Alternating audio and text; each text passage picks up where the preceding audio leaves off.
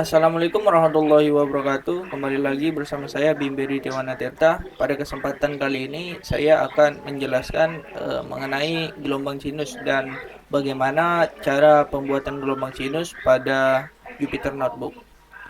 Nah, di sini kita akan sedikit ada pengantar ini mana mengenai gelombang sinus yang dimana gelombang sinus ini adalah salah satu jenis gelombang periodik yang memiliki bentuk seperti fungsi sinusoidal. Gelombang sinus ditandai dengan variasi amplitudo yang berulang dalam interval waktu tertentu. Nah, gelombang sinus juga dapat didefinisikan sebagai fungsi matematik YT sama dengan A sin omega T plus P, di mana A adalah amplitudo, W adalah frekuensi angular, T adalah waktu, dan P adalah fase awal. Nah, di sini terdapat karakteristik gelombang sinus yang dimana di sini ada amplitudo yang dimana berfungsi untuk mengontrol tingkat kekuatan gelombang.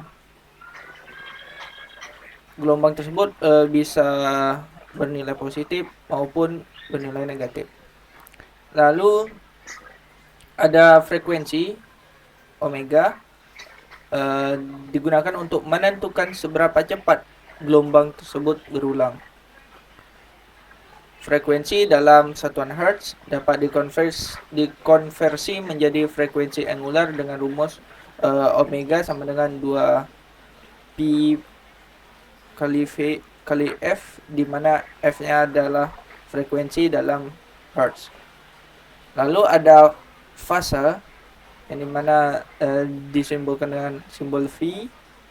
Fase gelombang sinus mengacu pada posisi relatif gelombang sinus pada titik waktu tertentu. Fase dapat dinyatakan dalam sudut atau fase fungsional seperti fase awal. Nah, lalu kita akan mencoba membuat program pada Jupyter Notebook untuk menampilkan gelombang sinusoidal.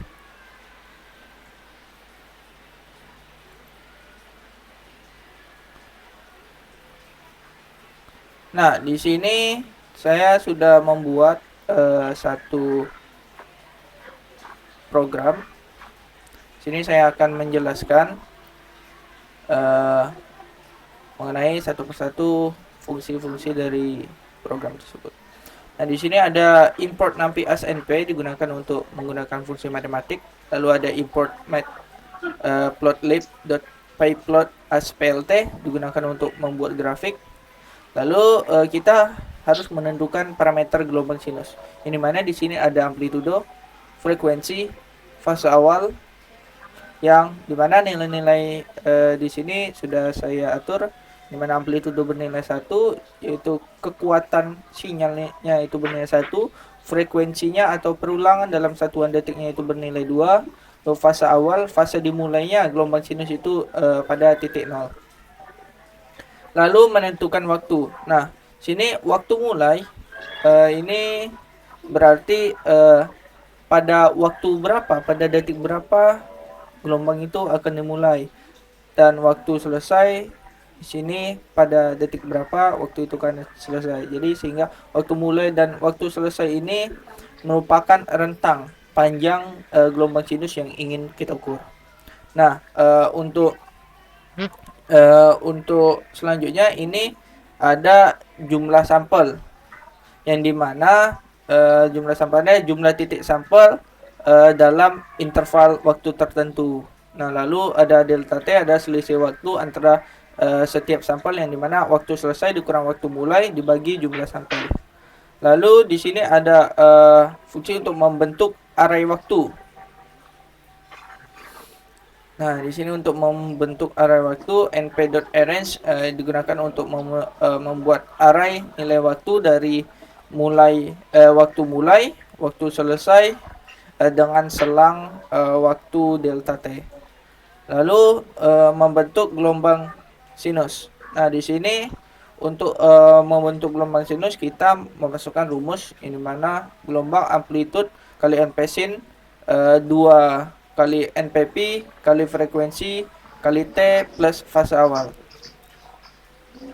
Nah, yang terakhir ini kita untuk menampilkan grafik pada grafik sinus pada outputnya nanti, dimana plt.plot T lalu gelombang di sini digunakan untuk menampilkan sumbu X, yang dimana sumbu X ini adalah T dan sumbu Y adalah gelombang. Mana PLT, lalu ada PLT .x label dan PLT XY label, yang dimana di sini untuk mengganti judul dari sumbu X dan sumbu Y. Nah, sumbu X ada waktu, sumbu Y ada amplitude. Lalu plt.title gelombang sinus digunakan untuk membuat header atau membuat judul bagan menjadi gelombang sinus. plt.grade through digunakan untuk menampilkan grade ataupun kotak-kotak sehingga dapat dengan mudah membaca grafik. Lalu plt show untuk menampilkan grafiknya. Ini kita coba run. Nah, kita lihat di sini amplitudenya bernilai 1, frekuensinya bernilai 2 dan fase awalnya bernilai 0. Nah, di sini dapat dilihat bahwa fase awal ini bernilai 0 yang ditandai dengan dimulainya amplitudenya dimulainya fase awalnya ini pada titik 0. Lalu pada amplitudenya itu bernilai 1, yang dimana titik tertinggi, titik puncak dan titik terendahnya itu adalah 1 ataupun minus 1. Lalu pada frekuensinya bernilai 2, yang dimana menandakan bahwa setiap satuan detik itu terjadi perulangan sebanyak 2 kali pada gelombang sinus tersebut. Sini kita dapat hitung, kita mulai dari titik 0 dan pada titik sini bernilai 1 dan pada titik kedua di sini bernilai 2. Sehingga dalam rentang 0 hingga 1 ini terdapat perulangan sebanyak 2 kali. Jadi dengan puncak dan lembah, gunung dan lembah. Nah, untuk waktu mulai, waktu selesai ini dapat kita lihat bahwa waktu mulainya bernilai 0, waktu selesai bernilai 2, sehingga ini adalah rentang panjang gelombang sinus yang ingin kita ukur. Ini coba kita ganti fase awalnya menjadi 0,5. Bagaimanakah jika 0,5? Coba kita run, kita ganti salah satu. Nah, di sini fase awalnya dimulai pada titik 0,5 atau setengah dari 1 tersebut, dan berakhir juga pada 0,5. Itu setengah dari 1. Sini coba kita ganti amplitudenya bernilai 2 dan frekuensinya bernilai 3. Nah, pada amplitudenya di sini pada sebelumnya amplitudenya itu bernilai 1.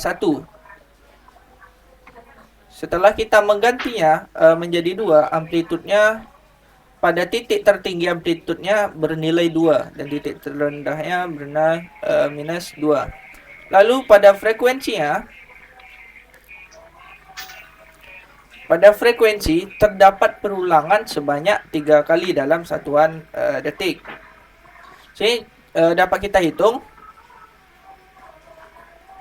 1 pada titik di sini, lalu jalan lagi 2 pada titik di sini, dan 3 pada titik di sini dengan fase awalnya 1 karena amplitude 2 setengah dari 2 itu adalah 1.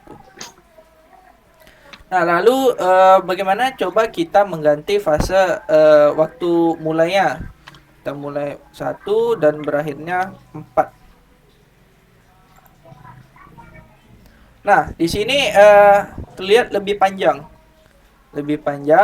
yang dimana waktu yang dimulainya itu bernilai 1 dan rentangnya hingga 4. Jadi detik ke-1 hingga detik ke-4.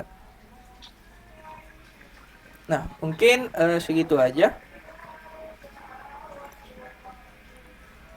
Nah, kesimpulannya, jika amplitudo meningkat, gelombang sinus akan memiliki fluktuasi yang lebih besar antara puncak dan lembahnya. Semakin cepat gelombang sinus berulang dan semakin banyak siklus yang terjadi dalam waktu yang sama, jika fase berubah sebesar P, fase sama P, gelombang sinus akan tergeser sejauh setengah periode. Nah, jadi kita dapat simpulannya tadi, gelombang sinus akan memiliki fluktuasi yang lebih besar antara puncak dan lembahnya. Lalu semakin cepat gelombang sinus berulang, maka semakin banyak siklus yang terjadi dalam waktu yang sama. Jika fase berubah sebesar P, fase V, gelombang sinus akan tergeser sejauh setengah periode. Mungkin segitu aja yang dapat saya sampaikan. Terlebih dan kurang saya mohon maaf. Wabillahi taufiq wal hidayah. Wassalamualaikum warahmatullahi wabarakatuh.